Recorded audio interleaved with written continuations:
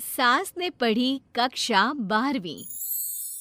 पाखी एक multinational company में काम करने के साथ सोशल एक्टिविस्ट भी होती है, जो ऑफिस खत्म होने के बाद शाम को घर आकर जरूरतमंद छोटे बच्चों को फ्री में पढ़ाती है। उसकी इस खूबी से बाकी लोगों के साथ सास भी बहुत खुश होती है। तुम सच में बहुत अच्छा काम कर रही हो बेटा। बस ध्यान रखना बच्चे आधे रास्ते में कहीं भटक ना जाए। भटकने से मेरा मतलब सिर्फ गलत काम करना नहीं है। कोई घर की जरूरत के लिए नौकरी करने लगे या किसी के घर वाले उसकी शादी करा दे, यह भी तो मंजिल से भटकना ही होता है ना। वाओ मम्मी, मुझे नहीं पता था कि आप पढ़ाई को लेकर इतनी पर्टिकुलर हो। पर फिक्र मत कीजिए, इनके साथ ऐसा कुछ नहीं होगा। बहू की बात पर मुस्कुराकर सास चली जाती है और पाखी बच्चों को पढ़ाने में बिजी हो जाती है।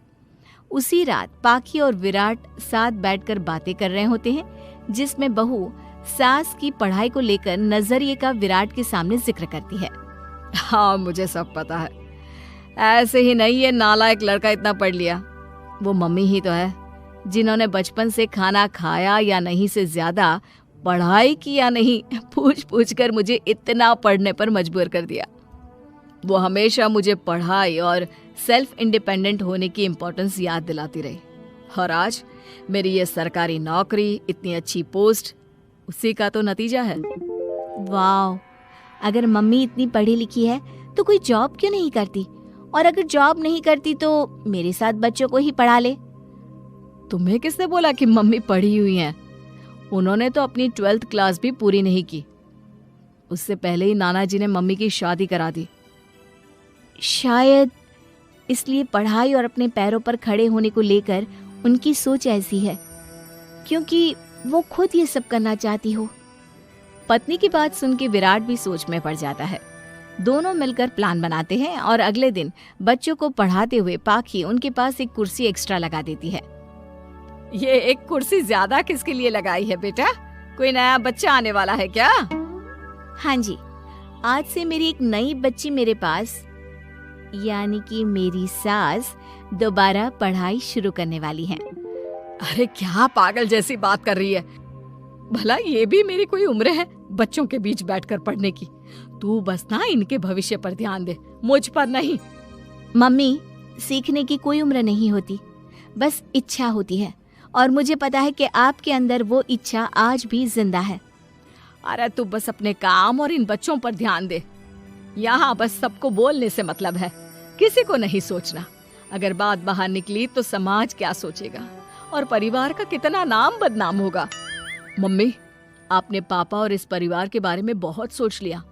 सबकी खुशियों के लिए अपने सपने बहुत कुर्बान कर दिए। अब ये वक्त अपने पर ध्यान देने का है। और जिस समाज की आप बात कर रही हो ना, उसकी तो आदत है हर कामयाब होते इंसान पर पत्थर मारने की।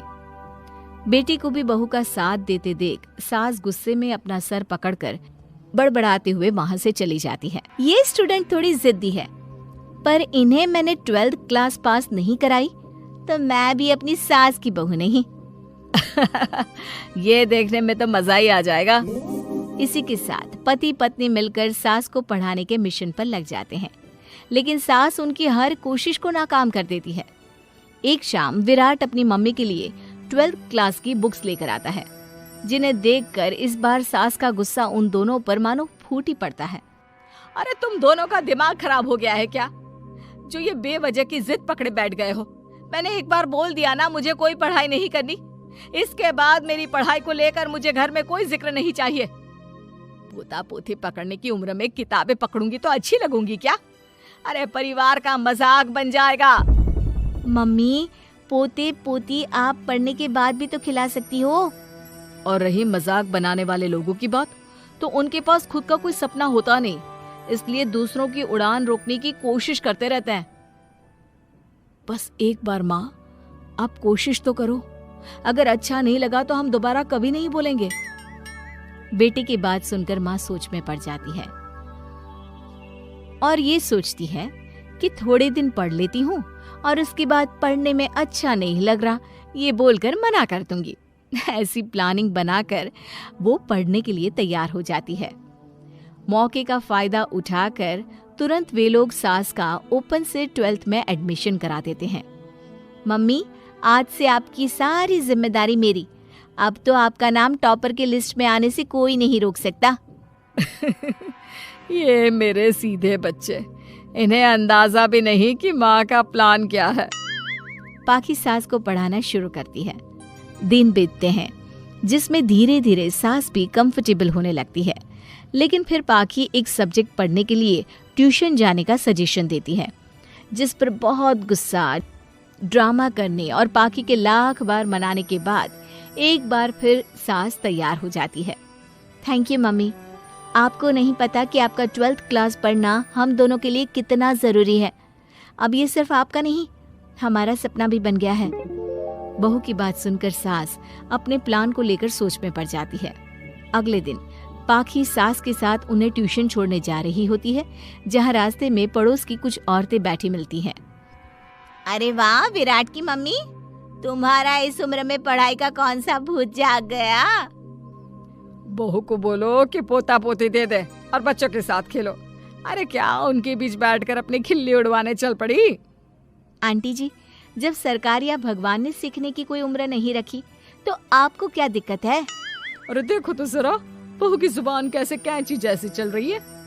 अब सास घर संभालने की जगह इन सब चीजों पर ध्यान रखेगी तो बहू के तो ये हाल होने ही है ना। देखा बहू, इसलिए बोलती थी, अरे खाली दिमाग वालों से बहस नहीं करनी चाहिए, क्योंकि वो जब भी मुंह खोलेंगे गू ही बोलेंगे। उदाहरण तो तुमने अभी देख लिया। वैसे बहन, मैं तो अपना सपना पूरा कर लूंगी, लेकिन क्या यहाँ बैठकर पंचायत करने के अलावा तुम लोगों का कोई दूसरा सपना भी है? सारी औरतें चुप हो जाती हैं और सास बहू चले जाते हैं। अब सास के अंदर पढ़ने की इच्छा जाग उठती है और वो अपना प्लान छोड़ मन लगाकर पढ़ाई करना शुरू कर देती है। देखते ही देखते 1 साल बीतता है और बोर्ड एग्जाम शुरू हो जाते हैं। मम्मी, एग्जाम के लिए जाने से पहले जल्दी से ये दही शक्कर खा लो। अरे चल पागल, ये सब बच्चों के लिए होता है। अभी आप भी हमारे लिए स्कूल में एग्जाम देने वाली बच्ची ही तो हो। बच्चों का प्यार देखकर सासू माँ खुश हो जाती है और दही शक्कर खाकर विराट के साथ घर से निकल जाती है, जो मम्मी को एग्जाम सेंटर पर छोड़ ऑफिस चला जाता है। इसी तरह समय बीतता है और एग्जाम खत्म होने के बाद देखते ही देखते रिजल्ट भी आ जाता है। मेरी टॉपर माँ, तुमने तो तहलका मचा दिया। हर तरफ तुम्हारे ही चर्चे हैं। घर वाले ये खुशी मना रहे होते हैं कि वही औरतें उनके घर आती हैं। अरे पंचायत की टोली, आज मेरे घर कैसे? बस तुम्हें सॉरी और थैंक यू बोलने आए हैं। उस दिन तुम्हारी बातों और आज तुम्हारे काम ने हमें ये सिखाया कि सपने पूरे करने की कोई उम्र नहीं होती। इसलिए अब हम भी शादी, परिवार, बच्चे और न जाने कितनी वजहों से अधूरे छूटे सपनों को पूरा करेंगे बहन जी।